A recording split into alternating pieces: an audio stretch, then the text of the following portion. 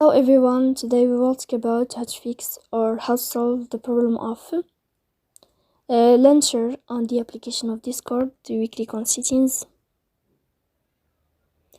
In this page you can click on apps, default apps, app settings. On above you can search about Discord and you will enter. Then you can click on first stop and you can click OK. After that you will enter to the window of storage.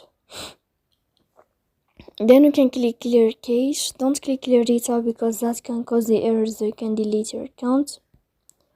In the end you can turn on your airplane mode and you can turn off your airplane mode again to fix that problem. So please don't forget to support us by like and subscribe. See you next time in another video, and thank you for your attention and you are watching.